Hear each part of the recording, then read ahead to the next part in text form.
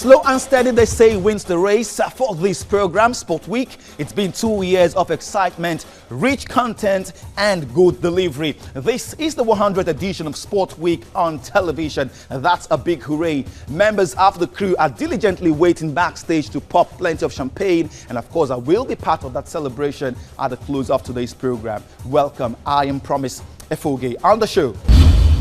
Sport Week hits 100 episodes. That's big on Top Story. Match highlights of the Australian Open tennis is on Top Action. American football is fast becoming a household sport in East Africa. Its development is up close and side view. Plus, actually, you don't blame the referee for awarding the penalty. It depends on the situation at a particular time. Referee is like a judge. He is a veteran Nigerian referee. He comments on officiating at the ongoing 2015 Nations Cup. These and many more on the 100th edition of Sport Week. This program was conceptualized more than 2 years ago and made its debut on television 100 weeks ago. This is the 100th edition of a program that is characterized by consistency, continuity, innovation, and content. On Top Story will take your minds back to how it all started.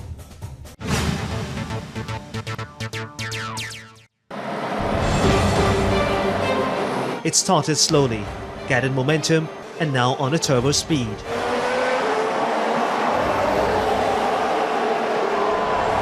Sports Week hit its 100th edition this week, and we will now take a reminiscent look at how it all started. Concept development and program production has always been my forte, and when I was given the responsibility or given the mandate to create a sports program for TVC News, which is a Pan-African news channel, a lot of things came to my mind. I brought about Sports Week as a program, a segmentized program. It just didn't come just like that.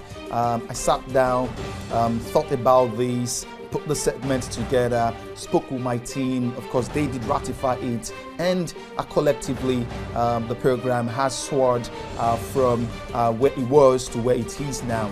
2 years down the line, 100 episodes, we're looking better week in, week out, and we hope to get to the very summit of sports production. The show, a 30 minutes weekly, encompasses all sports, strewn into segments. The focus has been sports from an African perspective, plus a global touch. The editorial philosophy of the station, because we are a Pan-African station, it's through the African eyes.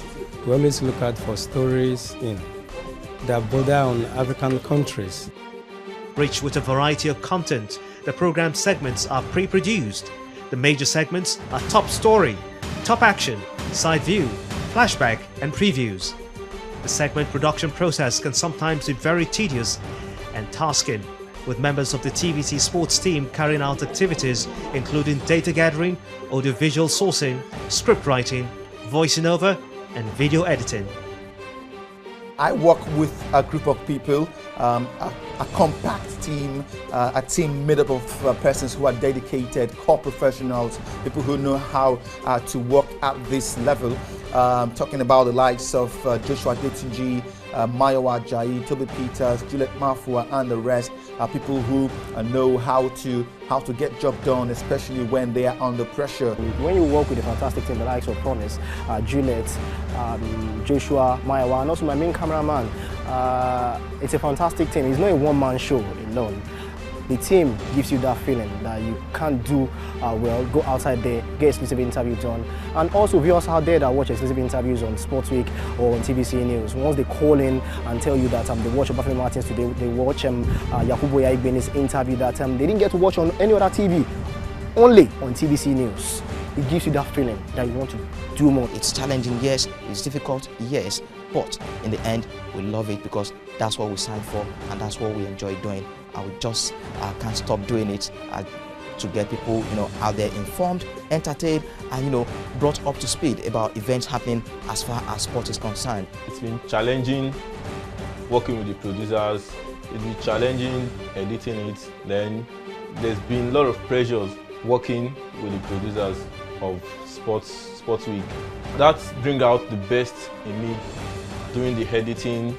I think it's very, very challenging what people get to see is just the finished work. But I tell you, the processes involved can be really, really stressful. I mean, you need to come around and watch the production team when we're really getting ready for this. It takes a week to do it. Working hard to try and improve on the segment, so we kind of have, you know, a much more difficult production in the process. When the Super Eagles of Nigeria, African champions, 2013 defending champions of the African Cup of Nations, when they failed to qualify for the 2015 edition of the African Cup of Nations in Equatorial Guinea, it was so difficult because a lot of people were talking about Keshi's continuity, whether he will stay as the head coach of the Nigerian national side, or he will go, or he probably will be sacked. Getting exclusive interviews from people out there was so difficult. With very dedicated producers with a knack for excellence and perfection at the helm of these processes, good output has always been guaranteed. Promise has already set the standard, and we kind of just go ahead and follow it. And like I said, being involved in the production makes it quite easy. And I'm the only woman on the sports deck, so like they always say, behind every successful man is a woman, so have been behind that scene. When you look back, haven't done your own side of the job. When you look back at the entire production, that's when you get to appreciate what kind of effort you've put into the presentation, the whole presentation process, and you just want to take a cue from what's been done and the effort every other production crew on hand have really put into making sure that the program is a success. When you do what you love doing, getting the best out of it will be very easy for you. You get it? I see this job as in covering sport as what I love doing. So doing it becomes very easy for me. Carrying out my duties becomes very easy because I love doing sports, basically. With no bias for any particular sports, the show puts together a potpourri of sporting actions and highlights from Nigeria and the rest of Africa. Exclusive interviews with superstars, incisive analysis, star profiles, special features and documentaries are regular on the program. With a network of bureaus across the continent, sporting activities from all parts of Africa are highlighted. When they started some years back, we thought it was not going to be possible, sustaining and maintaining the same standard and quality of production week in, week out. But here we are, 100th edition of the program, and people are still, praising all the efforts being put into it. We have limited materials to work with, most times, and that makes it pretty difficult. But we find a way around it because it's something we love doing, and that passion, that has been the thing that has kept us going. The award-winning program, currently rated high on Nigerian television and in other parts of Africa, has recently and in the past enjoyed more award nominations and recommendations. The program has had a lot of positive feedbacks. It's won an award in 2014, and that just shows it's been going in the right direction. I think people around kind of like, sometimes get a call and say, I just watched the program, I just saw you in Sports Week now, I just saw your report on Sports Week, yeah, you guys are doing well. There's been a lot of encouragement from fans, quite a good viewership there, and we're just striving to make it better. Inside and outside of the station, we get positive comment from our viewership, and that has been very good for us because that's part of the things that actually keep us going. I know of people who who haven't missed any episode of Sports Week since it started some years back, and that's a testimony, in its own right. Well, we're not where we want to be yet. Sports Week won an award last year. We are where we are right now. We're pleased with what we've done so far. We want to get better, and we think with the amount and level of work put into the production of this show, the sky is our start point. A compendium of ideas, innovation, efforts and expertise, Sports Week has made steady progress in all areas, making it one of the most watched and followed sports magazine programs.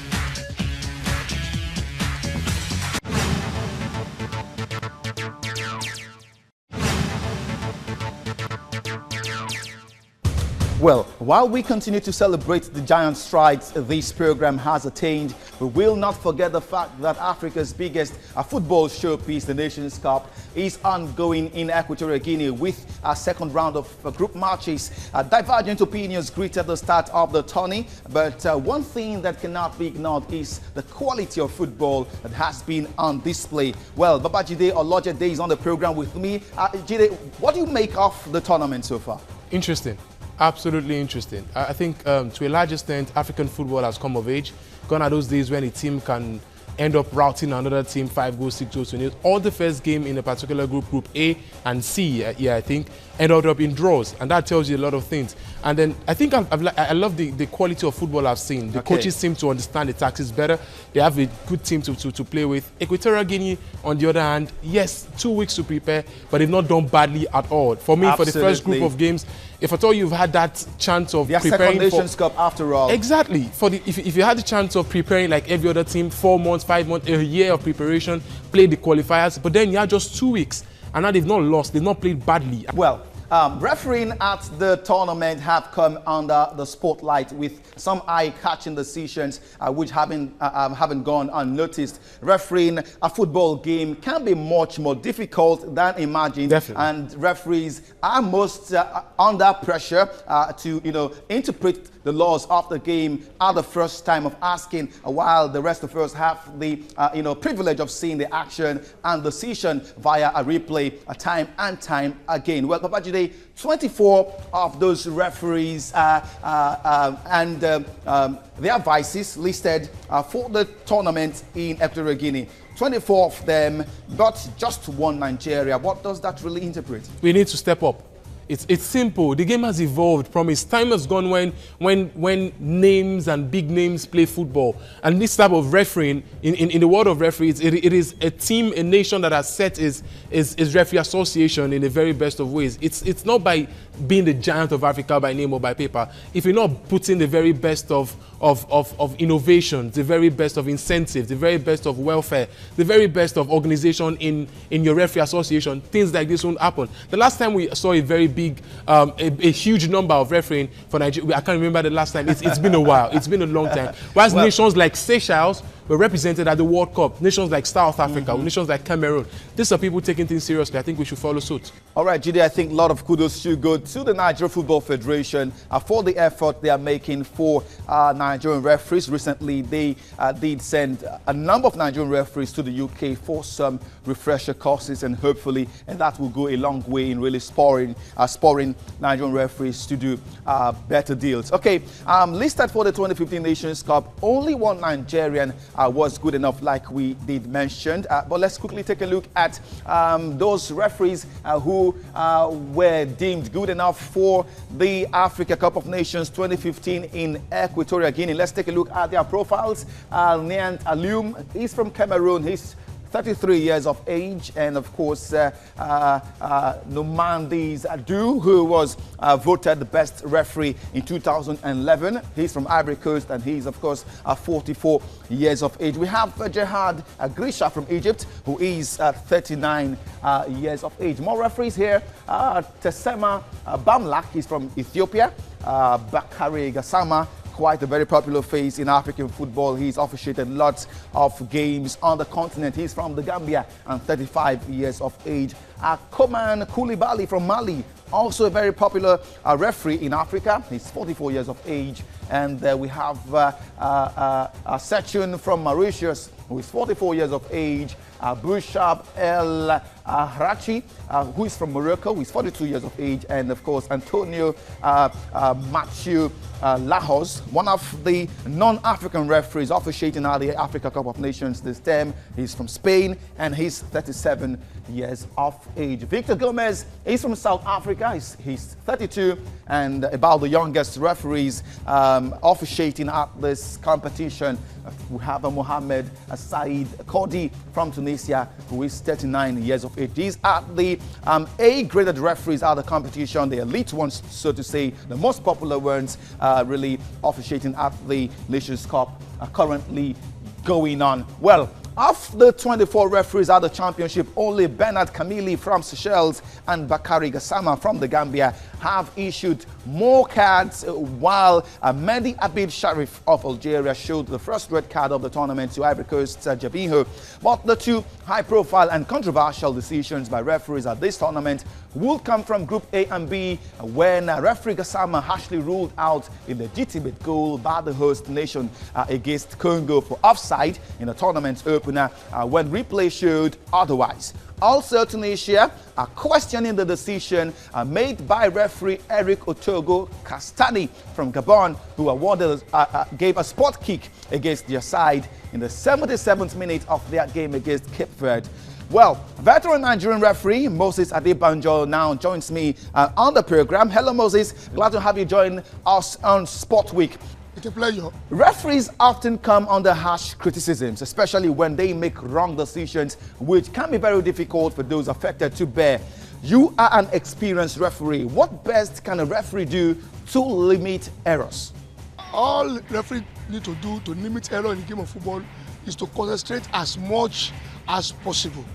In a game of football, a slight miss, a loss of concentration can cause a lot of things. But the moment you concentrate very well, it will reduce error.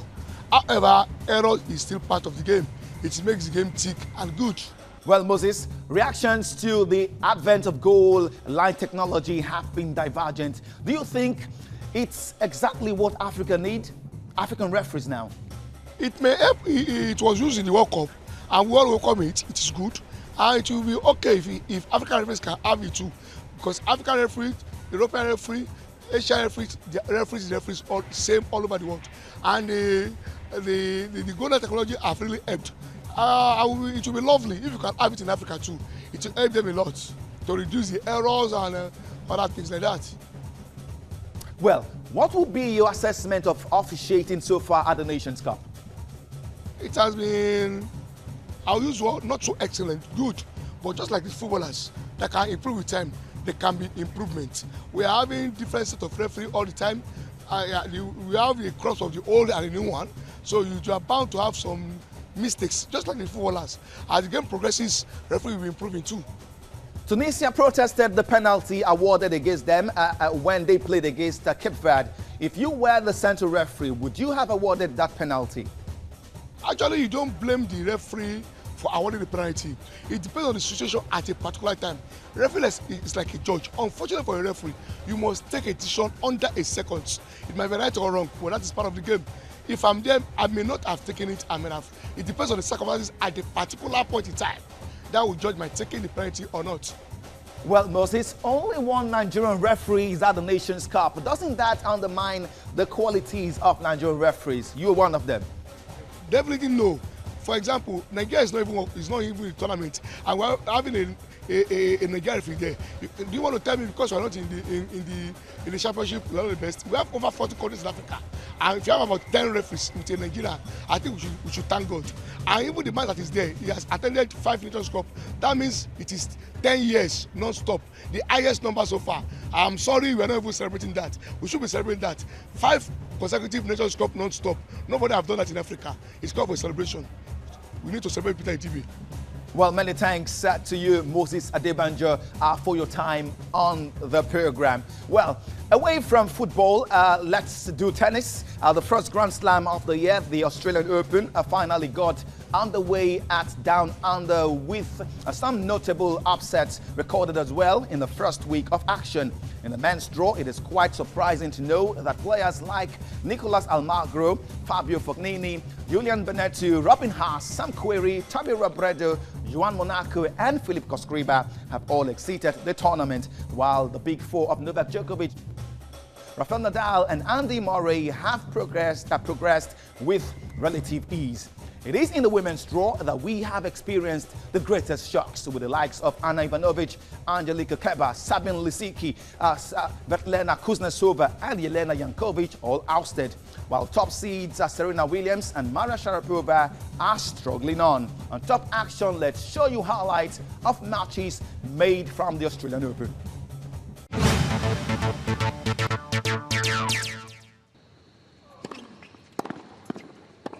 Four-time champion Roger Federer suffered his earliest exit at the Australian Open since 2001 after slumping to a stunning 4-set defeat by Andrei Seppi on Thursday morning.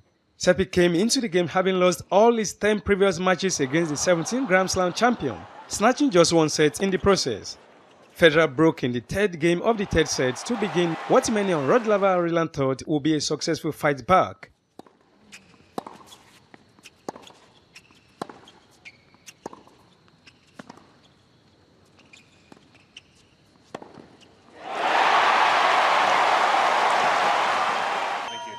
But the one number 46 defeated the Swiss tennis great 6-4, 7-6, 4-6, 7-6 to reach the next round of the tournament.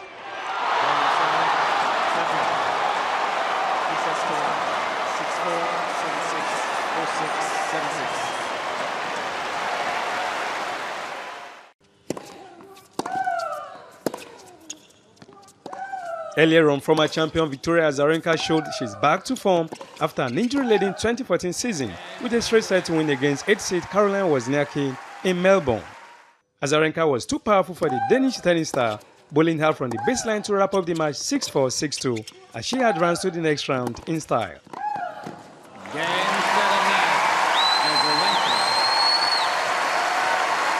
The two-time former champion will next play Czech 26 seed Barbora Strykova in the next round.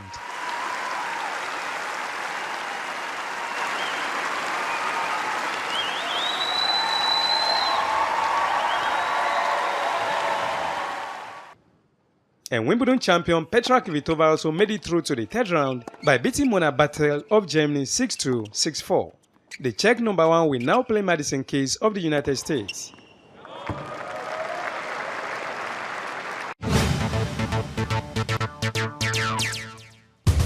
It is the biggest sport in America. Power, speed, and bragging rights. Popularized by the National Football League in the United States and religiously followed by millions across the world, American football is for the young and energetic. The frenzy is making its way thousands of miles away in Kenya. Although the East African country is known for its steady steps on the marathon course and its muscled rugby players, American football is gradually stealing the show.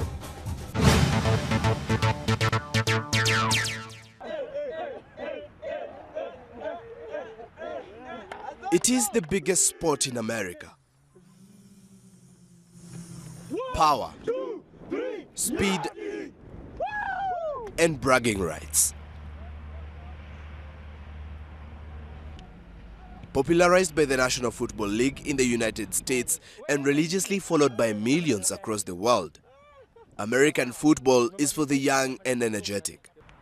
The frenzy is making its way thousands of miles away in Kenya.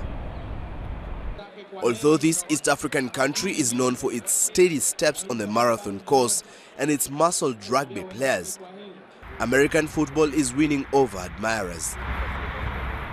It was not easy. Running, these guys tackling you. First time you panic. So I tried it first and found myself doing this. At 25, Shaban Suleiman has been playing defense for 2 years.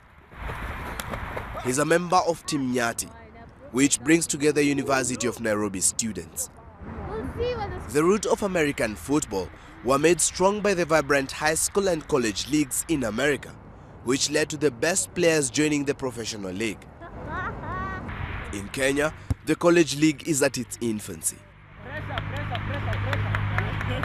For me, I think Kenya, the place of having American football, it's still a bit too early because it's not. Some of the rules of the game are a bit complex, a bit complicated, and for any team sport, the main issue is fan base.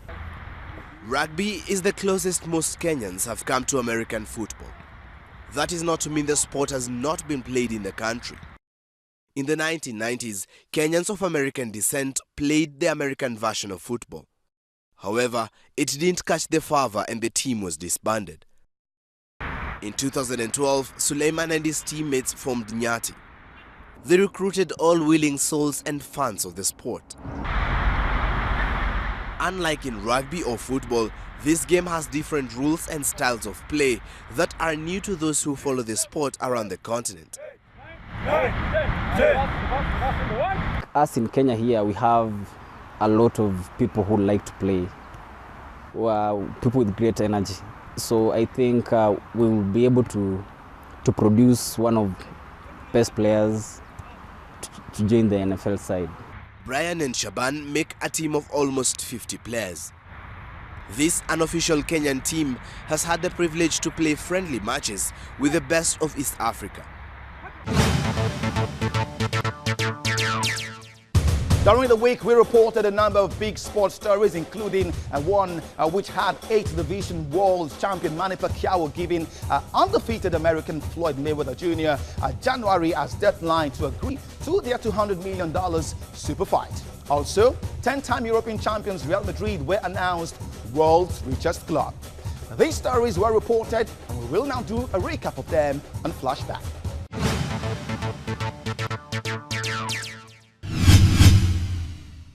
He may not be at the Nations Cup, but Chelsea's Nigerian midfielder John Obi Mikel was on Monday presented with his English Premier League African Player of the Month of December award. In a brief ceremony at the Chelsea training ground, Mikel expressed gratitude to the organizers, New African Soccer and the African fraternity that took part in the vote that saw him emerge as winner of the award. 8th Division Boxing World Champion Manny Pacquiao on Tuesday gave undefeated Floyd Mayweather a deadline to agree to their $200 million super fight. In what would be one of the most anticipated boxing matches in modern history, Pacquiao said he's already signed on to fight Mayweather on May the 2nd at the MGM Grand Arena in Las Vegas. Athletics governing body the IWF on Wednesday expressed concerns about the number of Russian doping cases in the sport. Out of 37 athletes sanctioned under the IWF's biological passport program since 2009, 23 are Russians.